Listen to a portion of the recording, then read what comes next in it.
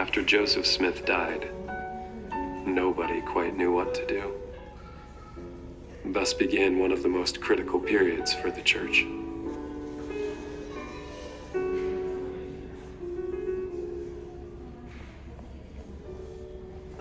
After Joseph's death, Sidney Rigdon came to Nauvoo and spoke to the saints. And if I recall, I was sitting so that I couldn't see him directly. But I was listening very attentively so that I could hear every word. I remember that Brother Rigdon came to the stand, tried to show the people that he was the rightful successor of Joseph. He claimed to have had a vision that he should be our head, that if the people did not accept him, God would reject them as a people. His arguments were so powerful that many were almost persuaded to believe him such.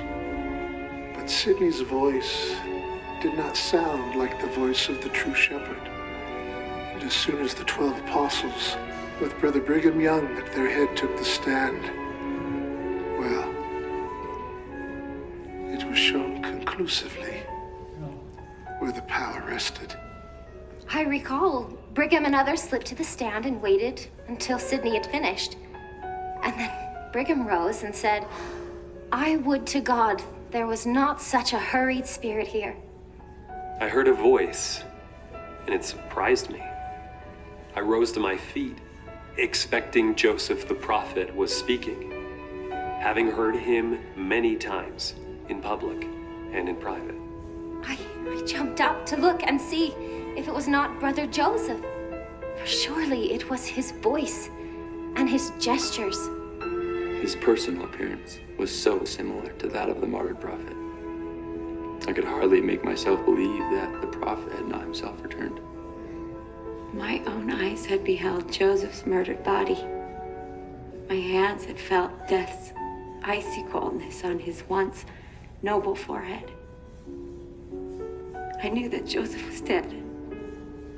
But during Brother Young's sermon, I often startled and involuntarily looked at the stand to see if it was not Joseph himself. Although not everybody saw this miracle, many did. Who that was present on that occasion could ever forget the impression it left on them?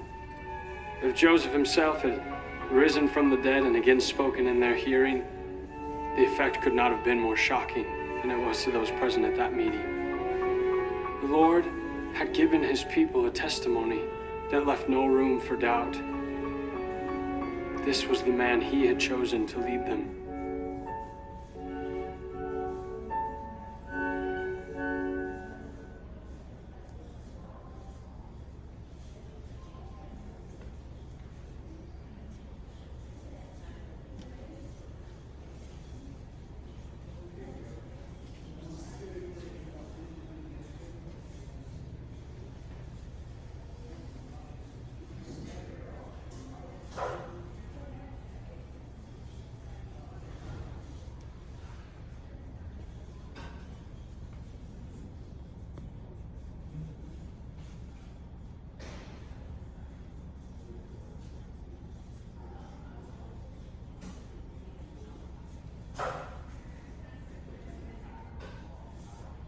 So that's 30 pounds. And this is really much, but I'll probably do a full ton of them. I know. Days. Well, we could be bigger and heavier, and then have more employees and more members. Yeah. It's sure how easy it is to do something that's that kind. And that's when.